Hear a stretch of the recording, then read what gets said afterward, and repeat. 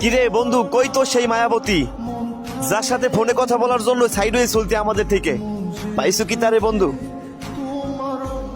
না রে বন্ধু, হারাই ফেলছি ওরে।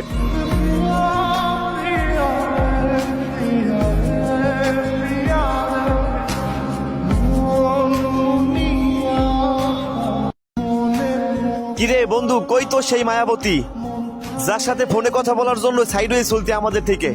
পাইছো কি তারে বন্ধু? না রে বন্ধু, হারাই ফেলছি ওরে।